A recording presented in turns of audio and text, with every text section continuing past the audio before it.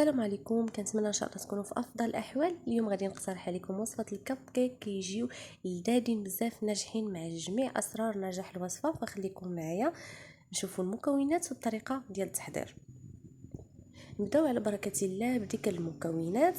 غادي نحتاج لهاد الوصفه بيضه واحده، كاس مملوء من السكر الخشن، كاس مملوء من الحليب البارد، كاس الا ربع ديال الزيت، وعندي حبيبات من الشوكولاته، عندي كيس ونصف من خميره الحلويات، وعندي كيس من سكر الفانيلا وكيس من الشوكولا السوداء، وعندي جوج كيسان ونصف ديال الدقيق الابيض. نبداو على بركه الله بالطريقه. خديت واحد لوبول اللي غادي ندير فيها بيضه، وغادي نزيد واحد القبصه من الملح ضروري ولا بد منها. غادي نزيد كاس مملوء من السكر الخشن وكيس من سكر الفانيلا.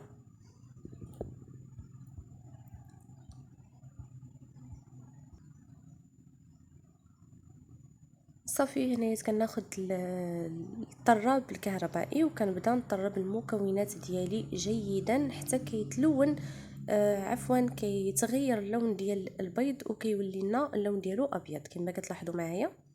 كنطلعوا البيض ديالنا مزيان. هنايا كنخدم باعلى سرعه في الخلاط الكهربائي عندكم، كتخلطوه مزيان ضروري من هاد يعني من هاد الطريقه باش كينجح معكم الكب كيك ديالكم وكيجي مهوي وكيجي منفوخ. ضروري هذا سر من اسرار يعني نجاح هاد الوصفه. صافي وهنايا كنبدا نضيف الزيت تدريجيا بحال اللي كنصوبوا بحال الشكل ديال المايونيز. كنبدا نضيف بعض القطرات من الزيت وانا كنخلط ومحافظه على نفس السرعه.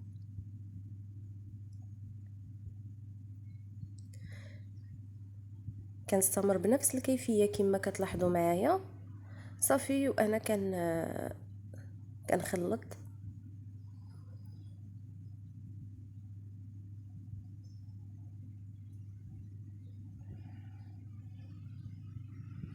حتى كنكمل الكميه ديال الزيت اللي عندي كامله، ومن بعد كنبدا نضيف الحليب.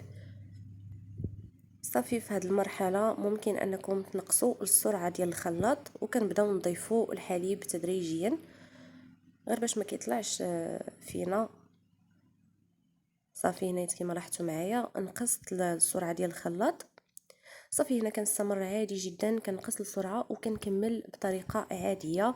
هنا كتبدا كنخلط الحليب ديالي او كنستمر بوضع المكونات تدريجيا كما كتلاحظوا معايا. هنا راني نقصت السرعه يعني علين انني نطفي الخلاط غير باش ما يطلعش معايا داك الرشات ديال الحليب وانا كنوضع.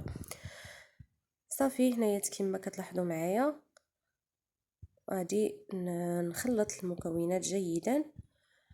وهنا في هذه المرحله ممكن تستغناو على الخلاط الكهربائي وتكملوا فقط يعني بالخلاط اليدوي او اللي بغيتو. هنايا كنبقى نضيف الدقيق تدريجيا. هنا بالنسبه للدقيق عندي جوج كيسان ونصف اللي خدات مني هذه الوصفه. بالنسبه للدقيق كما لاحظتوا غربلته من قبل وكنبداو نضيفوه تدريجيا. بالنسبه للسرعه ديال الخلاط هنايا راني نزلتها لاقصى سرعه، يعني تكون سرعه خفيفه كما كتلاحظوا معايا. صافي هنا غير كنخلط الخليط كما قلت لكم باش ما كينزلنيش داك البيض اللي طلعناه. ممكن انكم تستغناو تكملوا غير بالخلاط اليدوي. صافي وهنايا كنضيف داك النواشف الاخرى اللي بقات ليا. هنايا كنضيف كيس ونصف من خميره الحلويات، وكذلك كنضيف داك الكيس من البودره الشوكولاته. وصافي كنستمر بالخلط المكونات حتى كيمتزجوا ليا مع بعضهم. وغادي تلاحظوا معايا الشكل او القوام ديال الخليط النهائي. صافي هنايا كنخلطهم وكما سبق لي وذكرت بالنسبه للسرعه راني نقصتها بزاف باش ما غير كنجمعوا الخليط وصافي، يعني باش ما كيطلعش معنا حتى داك الخليط ما كيطلعوش ديك الرشات.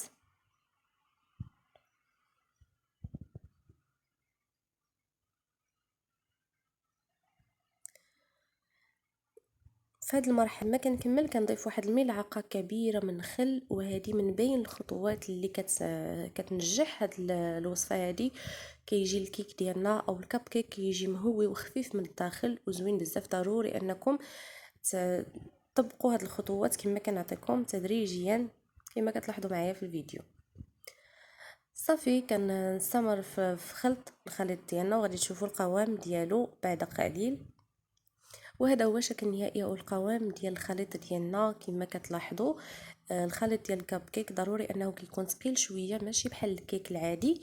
يعني كما كتلاحظوا معايا هنايا باش تعرفوه كنكتب هذا الرقم 8 هكذايا، وكيبقى ليا شويه وعاد كيمشي. يعني هذا هو الشكل النهائي ديال يعني او القوام ديال الخليط باش كتعرفوه راه مزيان. وهذاك القوام ديالو صافي هنايا كنخليه تقريبا 10 دقائق في المجمد، او كنغطيه بسلوفان وكنخليه. وهنايا كما كتلاحظوا معايا من بعد ما ارتاح ليا الخليط ديالي تقريبا 10 دقائق كما كتلاحظوا. ضروري من هذه المرحله حتى هي مهمه. وهنايا خديت القوالب، يعني القالب ديال الكب كيك، ودرت هاد القوالب الورقيه. ممكن ديروا القوالب الاخرى اللي كتدخل مباشره للفرن. انا هنايا خديت هاد القوالب الورقيه وكنعمر القوالب ديالي. ما تعمروش الخليط بزاف باش ما كيفاد لكمش، يعني من الافضل انكم تديروا فقط نصف الكميه. كما كتلاحظوا معايا انا عندي هاد المغرفه هذه ديال الكلاص كناخذ بها صافي كنكمل بنفس الكيفيه حتى كنكمل القوالب ديالي كاملين. وهنايا كنضيف لهم شويه ديال الشوكولاته. تحذف ليا المقطع كنعتذر. في هذا الاثناء راني شعلت الفران من الاسفل ومن الاعلى وكندخل الكب كيك ديالي يطيب. وهذا هو الشكل النهائي ديال عفوا الكب كيك ديالنا من بعد ما خرجناه من الفرن. راه سخون بزاف، راه ما قداش نقيسو. هانتوما كما كتلاحظوا معايا راه كيجي طايب. غادي نفتح معكم هذه الوحيده باش تشوفوا الشكل ديالو. كيجي طايب من الداخل. عرفتي ما قداش نقيس فيه لانه سخون بزاف غير من اجل التصوير، يعني خرجته بغيت نصور معكم الشكل النهائي ديالو هو ساخن. شوفوا الشكل كيفاش كيجي طالع وكيجي منفوخ ومشقق، وكيجي كذلك مهوي من الداخل. الشكل ديالو كيجي رائع بزاف، ما مدقص ما حتى حاجه، كيجي بنين. وصفه اللي ناجحه، انا متاكده اذا جربتوها غادي تولي معتمده عندكم. وهذا هو الشكل النهائي ديالو. كنتمنى انه ينال الاستحسان ديالكم. الا كنتوا اول مره تشوفوا القناه ديال مريم الفاسيه ما تنساوش الاشتراك في القناه ليصلكم كل جديد الفيديوهات اللي كنقدم. الى فيديو مقبل، والسلام عليكم ورحمه الله وبركاته.